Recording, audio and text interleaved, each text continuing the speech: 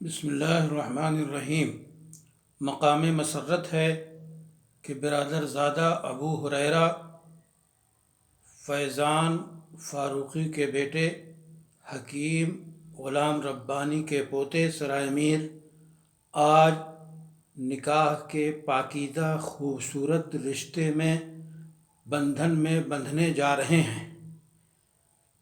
قابل مبارکباد ہیں یہ دونوں خاندان جو اللہ کے نام پہ، شریعت کے نام پہ، رسول اللہ صلی اللہ علیہ وسلم کے طریقے پہ نکاح کرنے جا رہا ہے۔ نکاح ایک ایسا عہد و پیمان ہے جو پاکیزہ زندگی گزارنے کا انتہائی اہم ترین وثیقہ اور وعدہ ہے۔ نکاح کے ذریعہ زندگی میں عفت، پاک دامنی، پاکیزگی اور نسلی افزائش آتی ہے۔ انسانی برادری کے لیے نکاح ایک مژدہ ہے، ایک مسرت کا پیغام ہے۔ اس موقع پہ جو خطبہ دیا جاتا ہے اس میں اللہ کی تعریف کی جاتی ہے، رسول اللہ صلی اللہ علیہ وسلم پہ درود و سلام بھیجا جاتا ہے اور قرآن کریم کی 3 آیات پڑھی جاتی ہیں۔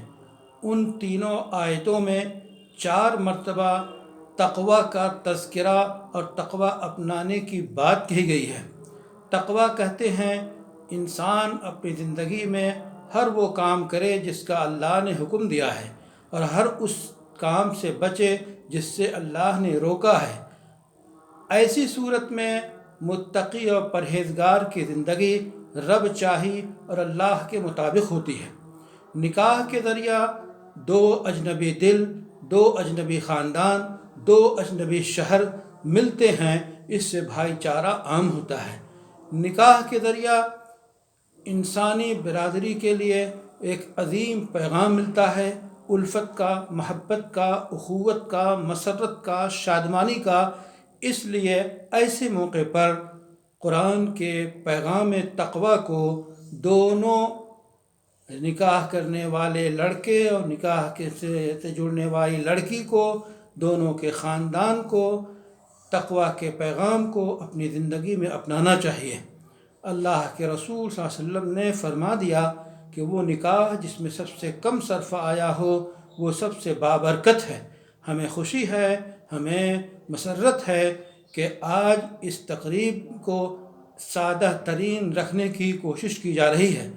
اللہ تعالیٰ سے دعا ہے کہ یہ دونوں پھلیں پھولیں، اچھی زندگی شریعت کے مطابق گزاریں، اور جو ایک خاص پیغام دیا گیا ہے کہ سچ بولیں۔ سچ بولنے سے دونوں دولہا اور دلہن زندگی بھر ہر طرح کی آفتوں سے محفوظ رہ سکتے ہیں۔ اس واسطے تقوی اختیار کرنا، سچ بولنا، نبی صلی اللہ علیہ وسلم کے طریقے کے مطابق زندگی گزارنا، یہ نکاح کا پیغام ہے۔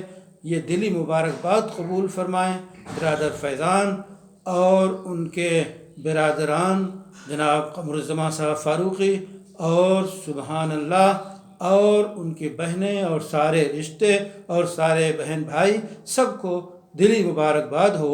اللہ تعالیٰ اس رشتے کو ہمیشہ انتہائی اچھائی، عمدگی اور آسانی اور سہولت سے شریعت پہ گامزن رہتے ہوئے قائم رکھے۔ محمد ارشد فاروقی۔